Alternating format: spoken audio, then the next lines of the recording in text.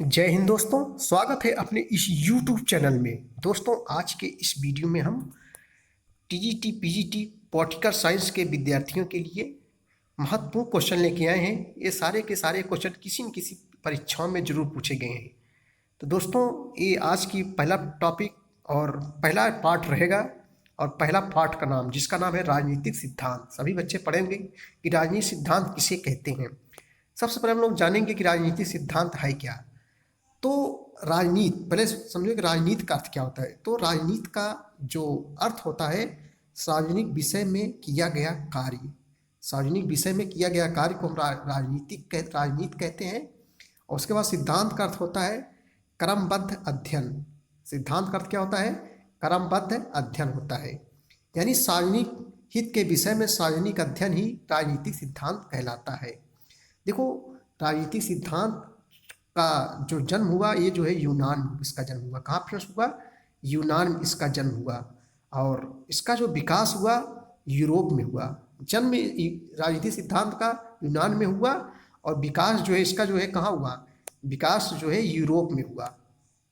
तो इतनी बातें आप लोग समझिए, विकास इसका यूरोप में हुआ, एक नंबर में पूछ सकता है। और राजनीतिक सिद्धांत जो जन्म हुआ, ये जो है यूनान में हुआ।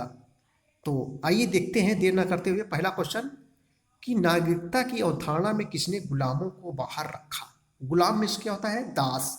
नागरिकता की अवधारणा में किसने गुलामों को बाहर रखा? प्लेटो, हाब्स, ऑस्टिन, अरस्तु। तो इसका सही जवाब हो जाएगा फ्रेंड्स बी हो जाएगा, अरस्तु। अरस्तु ने गुलामों यानी दासों को राज्य से बाहर रखा। और इसने कहा, अरस्तु ने दासों को राज्य का नागरिक नहीं माना। नेक्स्ट क्वेश्चन है कि किसे सभी सामाजिक संस्थाओं में सबसे शक्तिशाली माना जाता है। अगला क्वेश्चन है भैया, किसे सभी सामाजिक संस्थाओं में सबसे शक्तिशाली माना जाता है? राज्य को, कि राष्ट्र को, कि समाज को, कि न्यायतंत्र को? इसका सही जवाब हो जाएगा राज्य हो जाएगा। नेक्स्ट क्वेश्चन है, अगला क्वेश्चन हम लोग देखेंगे कि निम्नलिखित को ग्रीक नगर राज्यों के नागरिक माना जाता है। निम्नलिखित को ग्रीक नगर राज्यों का नागरिक माना जाता है। मजिस्ट्रेट, कि गुलाम को, कि स्वतंत्र व्यक्तियों को, स्वामी को, कि राजनीतिक विचारक को? तो ग्रीक नगर राज्यों का नागरिक स्वतंत्र व्यक्तियों के स्वामी को जो है माना जाता है। नेक्स्ट क्वेश्चन है कि यूनानी नगर राज्य का आधुनिक नाम क्या है? यूनानी नगर राज्य का आधुनिक नाम क्या है? कस्बा है, कि नगर है, कि सरकार है, कि राज्य है? तो इसका सही जवाब फिर डी हो जाएगा, राज्य होगा। नेक्स्ट क्वेश्चन है, शहर राज्य शब्द समानता इससे संबंधित है। किससे संबंधित है? शहर राज्य शब्द समानता इससे संबंधित है। प्राचीन इजिप्ट से, प्राचीन ग्रीस से, प्राचीन चीन से, तीनों में से कोई नहीं। तो फ्रेंड्स इसका सही जवाब हो जाएगा प्राचीन ग्रीस से संबंधित है। अगला क्वेश्चन वो देखेंगे जो वेरी इंपॉर्टेंस है। पोलिस का मतलब निम्न में से क्या है? पोलिस का मतलब निम्न में से क्या है? देश है, कि राज्य है, कि शहर राज्य है, कि गांव है? तो पोलिस का मतलब जो होता है ये शहर राज्य होगा। सही जवाब सी हो जाएगा।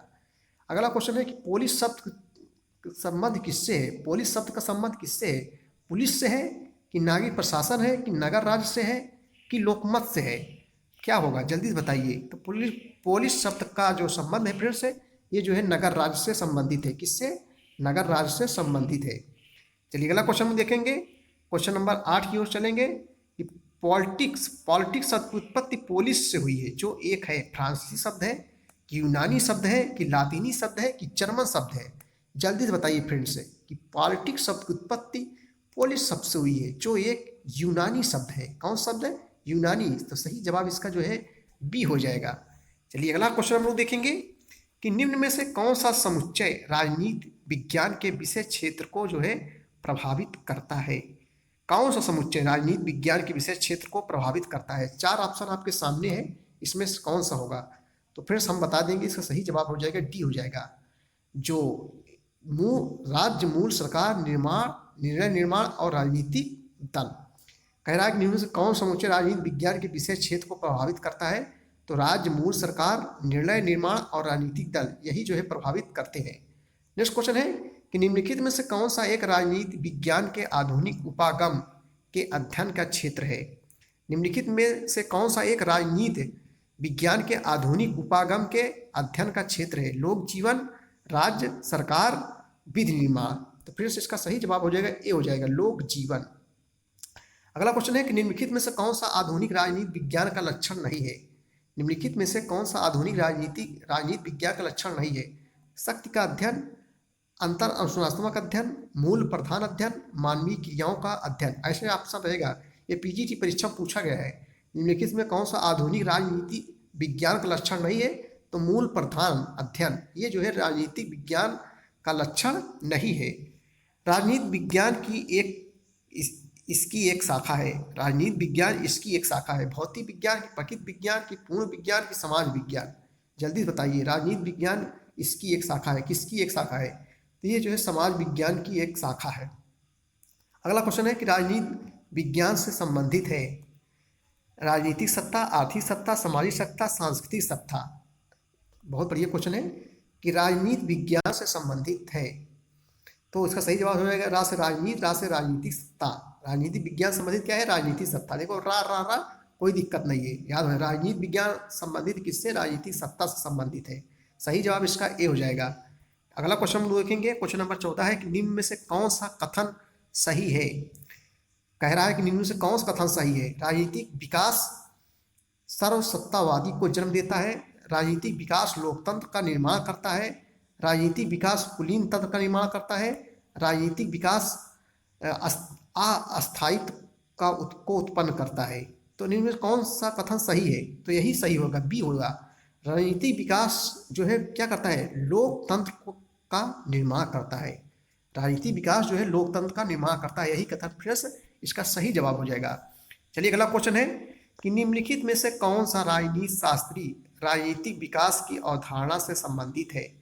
निम्नलिखित में से कौन सा राजनीति शास्त्री राजनीतिक विकास की अवधारणा से संबंधित है। रुडोल्फ है कि गोल्डहैमर है कि लासवेल है कि इल्मैन है।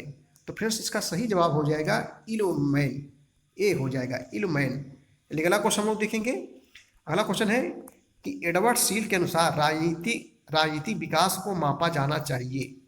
एडवर्ड सील के अनुसार जो है राजनीतिक विकास को मापा जाना चाहिए देश की राजनीतिक संस्थाओं से, देश के अंतर्राष्ट्रीय स्तर से, देश के आर्थिक विकास से, देश के आर्थिक और साथ में सामाजिक विकास से। तो सही जवाब है देश की राजनीतिक संस्थाओं से जो है मापा जाना चाहिए। अगला क्वेश्चन है कि उत्पत्ति की दृष्टि से कौन सा सामाजिक विज्ञान राजनीतिक विज्ञान से पूर्व का है। उत्पत्ति की दृष्टि से कौन सा सामाजिक विज्ञान राजनीतिक विज्ञान से पूर्व का है।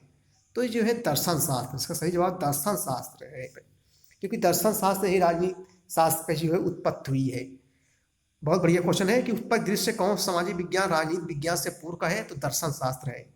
अगला क्वेश्चन है कि पॉलिटिक्स शब्द की उत्पत्ति पोलिश शब्द से हुई है, जो में किस भाषा से लिया गया है। पॉलिटिक्स शब्द की उत्पत्ति पोलिश शब्द से हुई है, जो इनमें किस भाषा से लिया गया है। फ्रांसीसी की, लैटिन की, जर्मन की, यूनानी। तो फ्रेंड्स इसका सही जवाब हो जाएगा बी हो जाएगा, यूनानी हो जाएगा। अगला क्वेश्चन लोग देखेंगे कि राजनीति शब्द उत्पत्ति पोलिश शब्द से हुई है या पोलिश शब्द किस भाषा का है। राजनीति शब्द उत्पत्ति पोलिश शब्द से हुई है या पोलिश शब्द किस भाषा का है। अंग्रेजी, फ्रेंच, ग्रीक, संस्कृत। इसका सही जवाब हो जाएगा फ्रेंड्स ग्रीक हो जाएगा। चलिए लास्ट क्वेश्चन देखेंगे हम लोग। आधुनिक राजनीति सिद्धांत के प्रमुख समर्थक हैं Charles मेरियम, David stern, Herald Lasswell, उपयुक्त सभी।